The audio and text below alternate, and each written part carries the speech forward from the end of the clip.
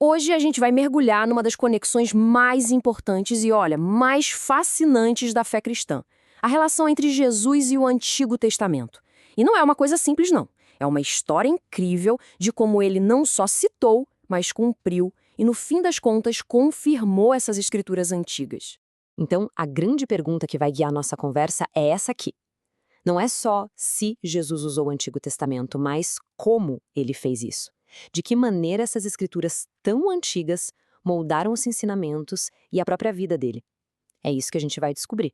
Para começar, vamos a uma questão fundamental. A chave para a gente entender a missão de Jesus está justamente em como ele via e usava esses textos. E no fim, tudo se resume a duas ações principais.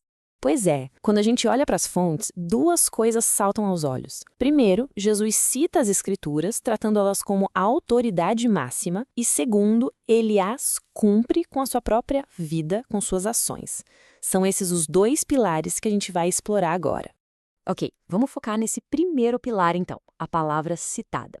É interessante notar que Jesus não falava só por si mesmo, sabe? Ele se apoiava o tempo todo na autoridade de uma palavra que já existia. E tem um exemplo disso que é, uau, super poderoso.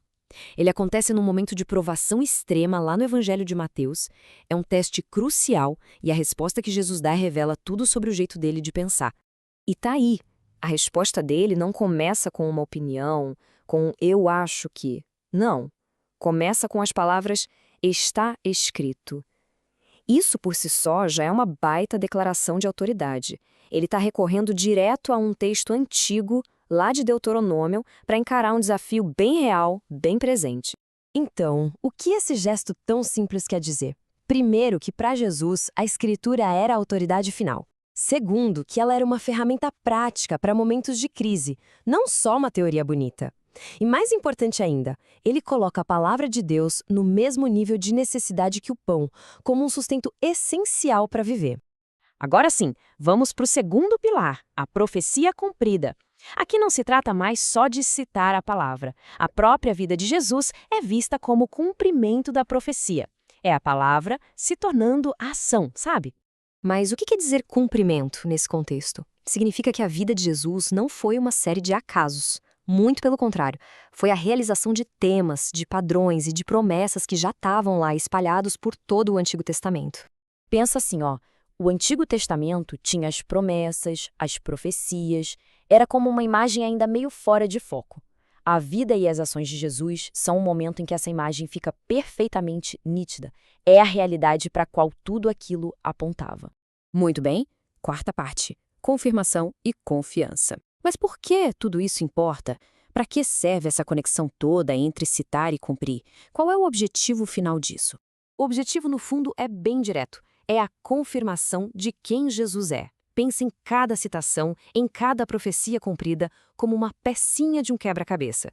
Quando a gente junta tudo, não forma uma imagem aleatória, forma um retrato claro da identidade dele.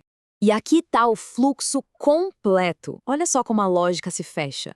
Jesus cita a Escritura, mostrando que ela é a autoridade. Ele cumpre a Escritura, revelando qual era o propósito. Juntos, esses dois atos confirmam a identidade dele. E o destino final desse caminho todo? É um convite bem direto à confiança. E isso nos leva à aplicação prática de tudo isso. Se a vida de Jesus confirma a verdade e o propósito das Escrituras, então elas se tornam algo seguro, algo em que se pode de fato confiar. Deixam de ser só histórias antigas e se tornam um roteiro coerente que encontrou seu grande final numa pessoa. E assim, a gente volta para a nossa pergunta do começo, mas agora com muito mais bagagem. Sabendo que Jesus usou as Escrituras como sua autoridade final e as cumpriu com a própria vida, como isso deveria mudar o jeito que a gente enxerga tanto ele quanto os textos que ele tanto valorizou? Fica aí uma boa reflexão.